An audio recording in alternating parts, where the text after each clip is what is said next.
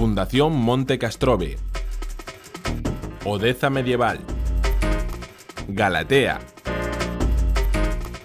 O Grove, Fernando Porto, O Crisol, O Campo Artesanos Campaneros.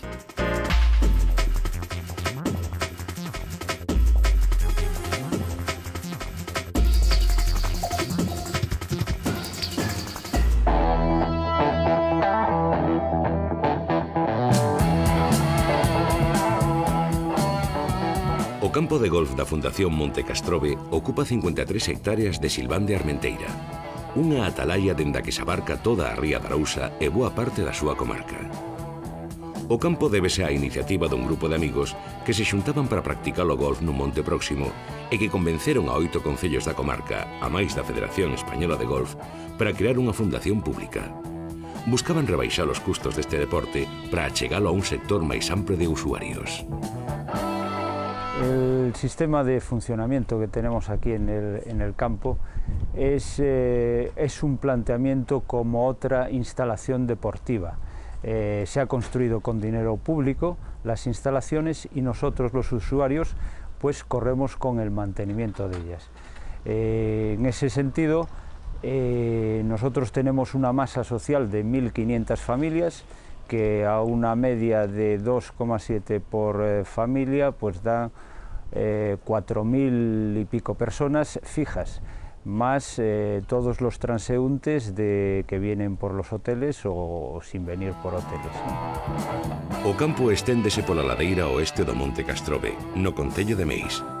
É un percorrido natural trazado entre un bosque de piñeiros do país. Os 5 lagos fixéronse aproveitando os mananciais da zona e a formación natural de Brañas. A tranquilidade da montaña é un elemento máis do percorrido, longo e exixente para os xogadores. Este campo de golf es un planteamiento muy adaptado a la orografía del terreno. Es un campo de golf natural dentro de un bosque de pinos pinaster, en el que es un recorrido largo. Están todas las calles amparadas entre estos pinos, los pinos hacen de obstáculos aéreos y también tenemos los obstáculos de agua, ¿no? Entonces es un campo de golf muy natural, con unos lays naturales, largo de recorrido y en el que ya se han celebrado distintos eventos, entre ellos el Campeonato de Europa femenino por equipos el año pasado y diversos campeonatos de España. O campo ten 18 buracos a cubrir en 72 golpes. As súas instalacións inclúen un cuarto de paus a carón da pista de prácticas que ten capacidade para 20 xogadores. Hai unha escola de golf tanto para adultos como para nenos. Medio cento de cativos dos concellos que pertencen á fundación pasan cada mes polas instalacións.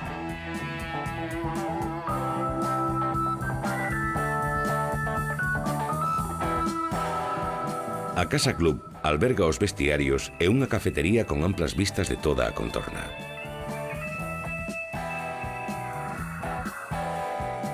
El perfil del usuario de este campo es muy variado. Igual en esto rompe con otros planteamientos de golf. Aquí tenemos de todas gente de todas las actividades, ¿no? Cada vez las actividades profesionales pues dejan más tiempo libre. Entonces aquí tenemos todo tipo de gente dedicado a todo tipo de trabajos. El hecho de que sea asequible la práctica del golf pues permite ese acercamiento a todos los niveles sociales.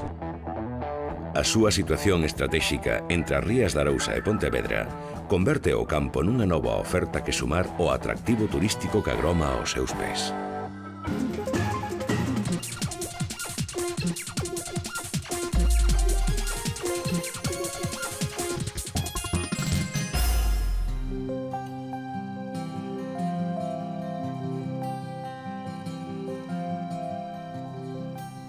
Na comarca do Odeza, na provincia de Pontevedra, compre deixarse atraer polos ríos que dominan a paisaxe.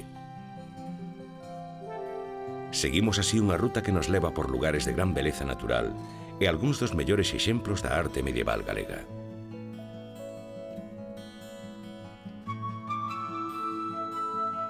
Seguindo o río Toxa, no concello de Silleda, atopamos a fervenza máis alta de Galicia.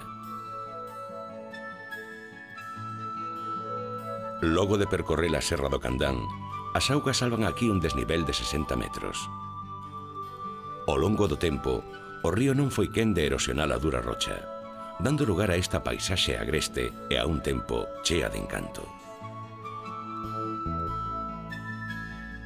Seguimos camiño buscando agora outro tipo de atractivos. Achegámonos así á igrexa de Ansemil.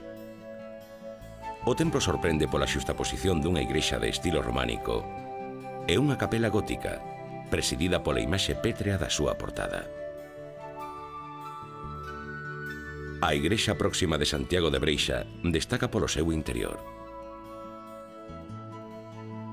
A abondosa ornamentación da súa ábsida, de carácter fundamentalmente pagán, constitúe un exemplo singular dentro da arte románica galega. Nun recollido lugar, á beira do río Deza, álzanse as ruínas do mosteiro benedictino de San Lourenzo de Carboeiro. Este cenobio tivo a súa orixe nunha doazón que os condes do Deza fixeron a un grupo de eremitas no século X. 2 séculos despois, acadou o seu cénit e construíuse a igrexa actual que agora está a ser rehabilitada. O templo é unha mostra da transición do románico ao gótico. A chegada deste novo estilo apréciase nas complexas formas da súa cabeceira, a parte mellor conservada e que dá a medida da grandeza desta obra. Unha obra con certo feitizo que ven dado pola súa situación. Nestas terras non faltan establecementos hostaleiros que lle sacan partido ao contorno natural, como o balneario dos Baños de Brea, dende que observamos unha panorámica sobre o val.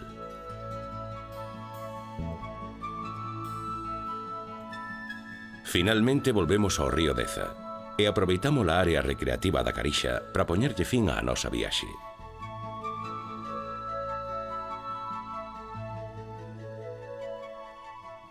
Unha viaxe na que arte e natureza se funden nun mesmo cadro, co discorrer das augas como fondo.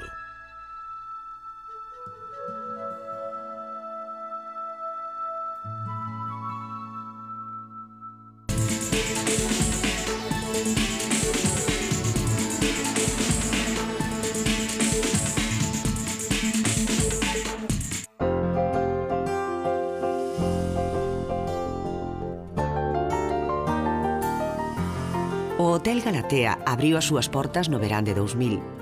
Situado nas aforas de Portonovo, no concello pontevedrés de Sanxenxo, este hotel responde á demanda de aloxamentos de calidade nunha das zonas máis turísticas de Galicia.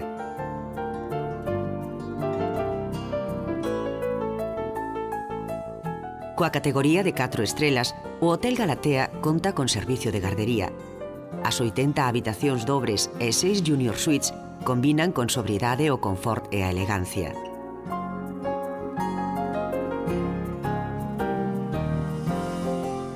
Na área dedicada á restauración, o salón comedor e o comedor á carta están preparados para recibir pequenos banquetes e xantares de empresa.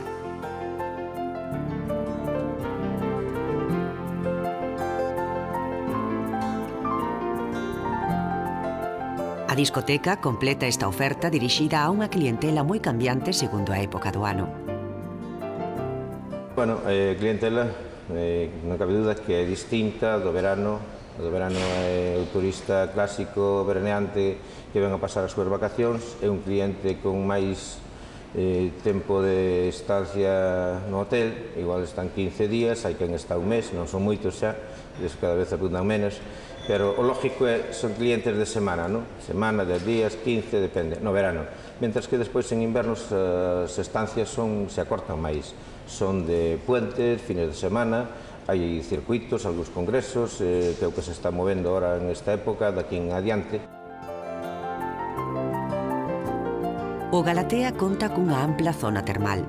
Se no verán a maior atracción da zona son as praias, o resto do ano a oferta termal seduce a numerosos clientes. Ten moi boa acollida tanto polos clientes como incluso tamén poden utilizala clientes externos da zona, dos alrededores, que lles ven moi ben, porque hai moita xente que a veces tiña que desplazarse a centros moito máis lonxe. Aquí creo que podemos ofrecer os servicios de calidad, igual que en outras zonas. Vamos, estamos moi contentos de haberlo feito, porque é a única forma de sacar un pouco, de romper un pouco esa estacionalidade que temos tan fuerte de inverno, non? Igual que isto, habría que inventarse moitas outras cousas para conseguir romper dunha vez por todas a estacionalidade tan grande que temos aquí en Galicia. Esta área termal posúe amplas instalacións entre as que salienta a piscina climatizada, á que se lle incorpora un jacuzzi de pedra. E o Hamam, baño turco con capacidade para unha decena de usuarios. Os tratamentos corporais lévanse a cabo nas cabinas de estética e masaxe.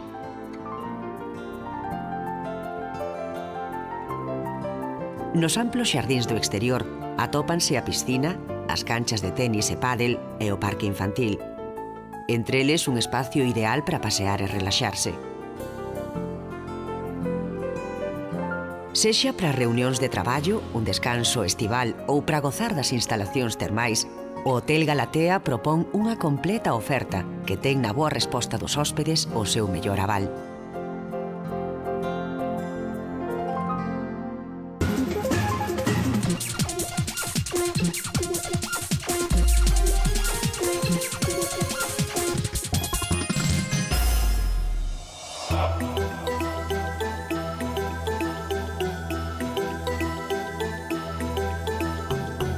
Na localidade pontevedresa do Grove, o percorrido polos centros da diversión comeza na acolledora Taberna Casa Abel, nacida como tenda hai medio século. Casa Abel ofrecevos un trato moi familiar, con un ambiente moi familiar, unha clientela moi fiel e nun local no que se pode, aparte de tomar unhas tapas a calquera hora, uns viños, co seu pinchiño, a primeira copa a primeira hora da noite.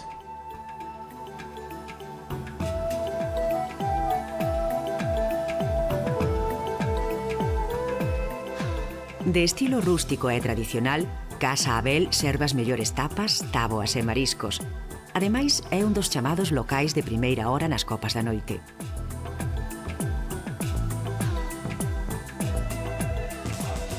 Os horarios reflicten unha tendencia á flexibilidade que coñece moi ben na Abadía do Mirapós.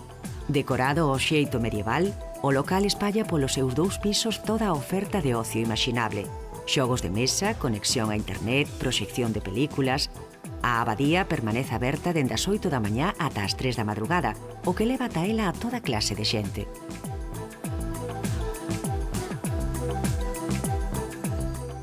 Creo que o máis importante que ten a abadía é a diversidade de horas que ten nas cales a xente pode vir. É dicir, poden vir tanto nenos como xente adulta, maiores, anciáns a tomar a diferentes horas dos días as consumicións, os bocadillos que temos aquí. Tamén poden xogar nos ordenadores e tamén temos de noite concertos de música, bueno, mini concertos entre compañeiros, amigos e algunhas persoas que se deixan que veñen por aquí en algún momento do día. Outro dos locais de primeira hora é o Pub O Alboio, froito da restauración dun auténtico alboio. O pub conta cun amplo xardín para as tardes soleadas e as noites de verán. Tranquilo e sobrio, o alboio está aberto a todas as idades e todos os gustos.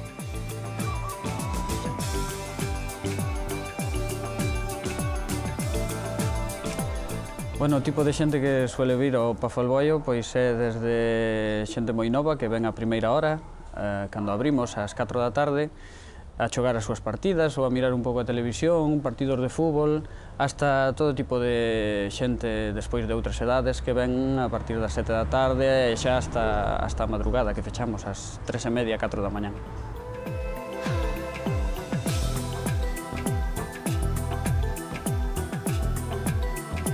O Pub Cervecería Metropol é un dos máis novos, aberto recentemente con máis de 40 variedades de cervexa á disposición dos seus clientes. A cálida e coidada decoración convérteno nun lugar agradable, ideal para a última hora do serán. Bueno, a filosofía da Cervecería Metropol é dentro dunha decoración diferente, conseguir un ambiente agradable durante calquera hora do día, tanto podes vir pola mañá a tomar un vermú ou un viño, pola tarde café, pola tarde, máis tarde, ver o partido de fútbol do equipo que che guste, que temos 3 monitores diferentes, mentras temos unha tapa e pola noite as túas copas escoitando a música da gramola que temos aquí. Ao avanzar a noite, a diversión trasládase a outros locais. Situado nunha casa dos anos 20 restaurada, o Paraíso Perdido destaca polo seu gran tamaño e pola separación dos distintos ambientes. O Paraíso Perdido ten 3 zonas moi ben diferenciadas, no que é a bodeguilla onde estamos, a terraza e despois o que é a zona de baile. Aquí o ambiente masivo, donde pode haber unha parexiña, imagínate que estén bailando no local de baile, tomar unha primeira copa na terraza, e despois, se queren entablar en conversacións un poquinho máis íntimas, teñen aquí a zona tranquila, que é perfecto para eso. Todos os gustos, todas as horas, toda a diversión se atopan nos locais do Grove. Só compre aceptar a invitación e descubrila.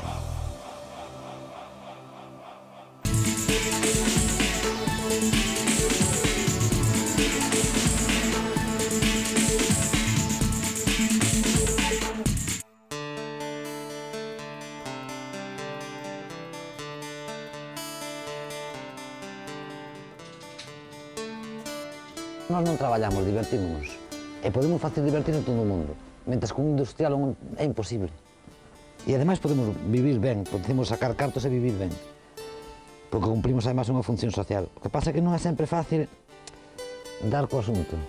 Que estés totalmente convencido do que faz e que te acepten. Fernando Porto considérase un home con sorte. Tras 20 anos dedicándose á cerámica, segue facendo o que máis lle apetece e gozando con iso. Nas súas pezas combina sólidas conviccións sobre a validez do tradicional con creatividade, técnica e certa ironía cara aos canons sociais establecidos. Unha vez vin un password, sabes o que é un password? É unha tela destas que se fai, unhas colchas destas que se fan con moitas telas cosidas.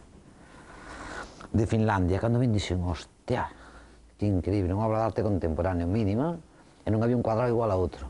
E tiña, que sei, 2.000 ou 3.000 cuadrados nun cojín así pequeniño. Era unha obra de arte contemporáneo, sin embargo, non era tradicional. Para Fernando Porto, a artesanía é un modo de contestación contra os procesos industriais. Fronte á produción masiva, a fabricación manual engade valor ao utilitario.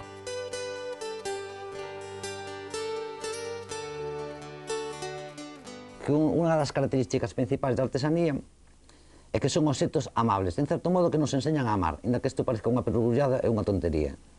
Un obxecto industrial, cando se nos rompe unha taza, por exemplo, para tomar o leite, tiramos con ela e compramos outra. Pero cando se nos rompe unha taza que ten un certo carisma, que nos intimamos todos os días, que nos falamos todos os días nun linguaxe íntimo, esa taza nos doi. E sempre intentamos recuperala ou pegala. Todo eso é o discurso en realidad artesán. É volver un pouco aos orígenes. As tendencias actuais do mercado danlle a razón. O público gusta do exclusivo. As obras únicas forxáronse un lugar nas nosas vidas. E a modernidade ofrece ao artesán un aliado máis, a tecnoloxía. Fernando Porto fantasía coas posibilidades que as redes de comunicación lles proporcionan os obradoiros. Temos tamén a posibilidade de facer unhas páxinas web. Esas páxinas web aparecen en todo o mundo dunha maneira gratuita. Podemos poñer aí tamén nosa páxina de comercio electrónico e isto propicia cosas moi importantes, como por exemplo non ter que ter stock. Un artesán pode fabricar 3 pezas, 3 xollas e logo producir 100 virtualmente, enseñar ese catálogo, vanlle facer o pedido, pero non ten por que ter producidas. El produce solamente sobre pezas virtuais. Iso é un gran aforro de tempo, e como iso hai moitos máis aspectos das novas tecnoloxías, como son, por exemplo, conocer a través de internet a obra que se está producindo no mundo na actualidade. Internet ao servicio dunha nova forma de vida. Un desexo que Fernando Porto expresa en cada unha das súas creacións. Habitualmente son obxectos carentes de alma. O artesán intenta dotalo desde alma, dun discurso onde un poda ter un recorrido visual e de pensamento, intimar ca peza, facerse amigo da peza, que a peza podamos lela e que nos explique cousas sobre a vida.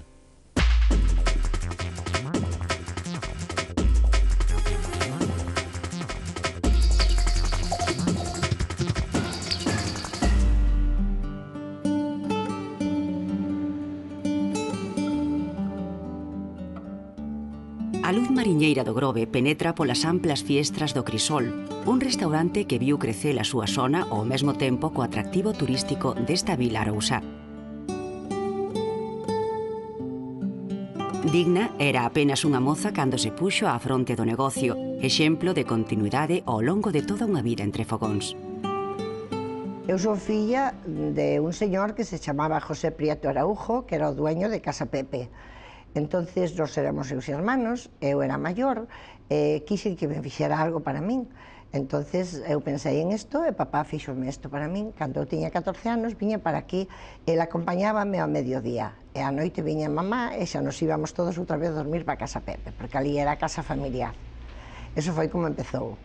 Entonces, daquela, xa che digo, tiña 14 anos, agora teño 72. E aquí estou, pendiente de todo isto, porque é unha cousa que me agrada moitísimo, que o vivo, que é o meu hobby, e aparte, pois eso, que os clientes necesitan toda a atención que se lle dedique, é pouca, porque deles vivimos, e eu disfruto en eso.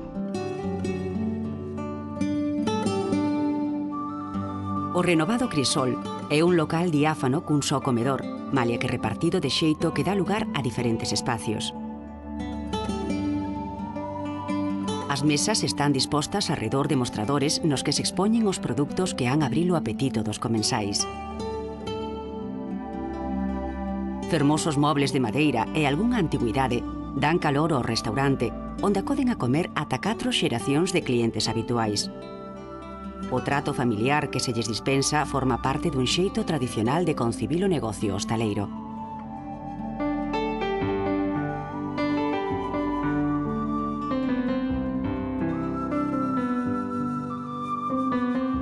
Eu creo que a primeira cousa é que ten que gustarche a ti o traballo que faz.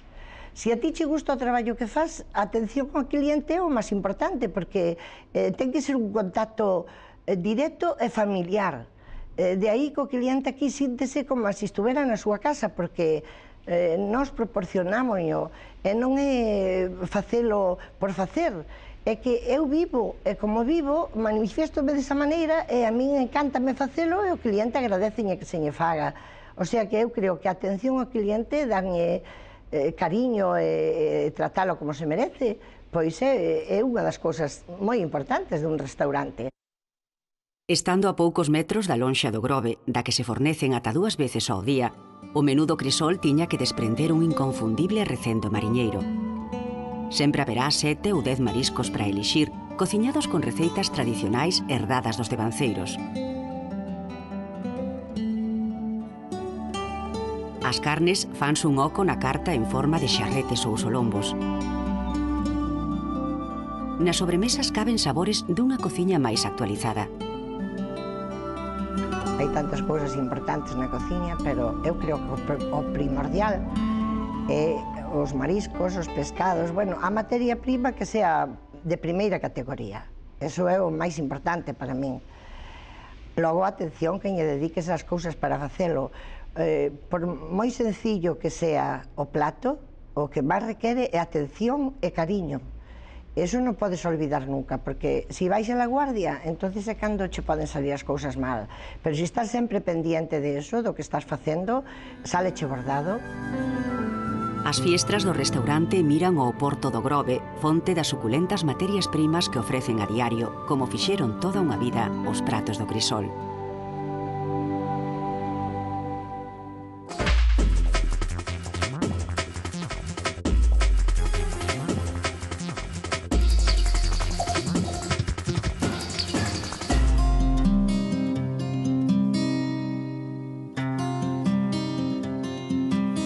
A fundición da familia Ocampo ocupa unha antiga casa no lugar de Badoucos, no concello pontevedrés de Caldas de Reis. Do seu forno saen as únicas campás feitas ao xeito artesán de Galicia. Enrique López García é hoxe o herdeiro dun oficio familiar que se remonta ao século XVII. Bueno, aquí levase traballando desde 1630, nesta casa. Anteriormente se fixeron campanas en 2 sitios distintos, aquí en Arcos da Condesa, pero en 2 sitios distintos. Eu levo, pois, desde sempre. Isto vai de generación a generación, de pais a fillos e de fillos a pais, así, e a netos. A creación das plantillas, a construcción dos moldes e mesmo a fundición do bronce fanse a man, seguindo unha tradición secular. Aquí faise todo artesanalmente, todo a man como desde sempre, non está nada modernizado. Como se pode ver no entorno, pois o procedimento das campanas, primeiro hai que facer unha plantilla, que se fai unha plantilla de madeira. Entón, despois, ao terminar esa plantilla, empezase por facer o primeiro molde, que lle chamamos macho, que é o interior da campana, o que vai polo interior da campana. Unha vez que está ese molde terminado, comenzas o que é a campana en sí, porque primeiro hai que facer de barro. Encima dese mesmo molde que se fixo do macho, faise o que é a campana en barro, que se chama camisa. E unha vez que está iso terminado, póñense as letras, a cruz, e o grabado que leva, os nombres que pida a xente, e despois comenzase o que é o terceiro molde, que se chama capa, que é o exterior, o que vai por exterior da campana. Unha vez que están eses tres moldes terminados, tráense para aquí, para diante do forno, unha vez que está todo aterrado e todo, pois está preparado para fundir. No obradoiro construído por eles mesmos, a terra do chan serve para soterrar os moldes das campás. A técnica ancestral revélase en cada paso, en cada movimento dos mestres artesáns.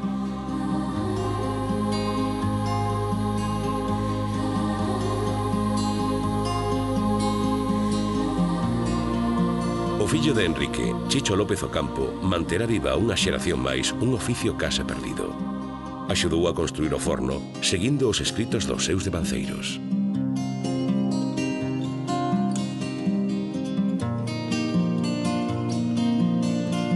Pois a fundición, metemos dentro desta parte do forno, da parte adiante, metemos uns lingotes de cobre e estaño, nunhas proporcións para que é antigua, unha receta antigua para que lle dé sonoridade ao bronce que vai salir. E dámoslle 6 ou 7 horas, depende da cantidade de bronce que haxa, lume hasta que se convirta en líquido, e unha vez que este líquido, abrimoslle por aquí, por este tapón, e con unhas canaletas para cada molde, enchemos. Cando chega o momento da fundición, a actividade multiplícase en torno ao crisol. O lume mantense vivo para fundir o estaño e o cobre.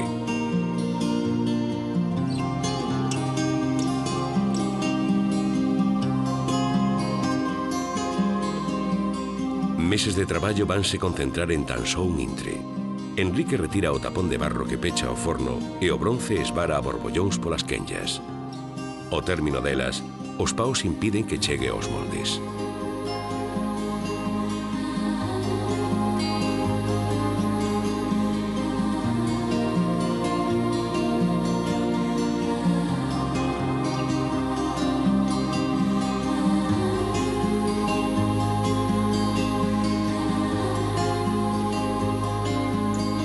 O tempo fará que o bronce arrefríe e se converta nunha campá con destino á torre dalgunha igrexa.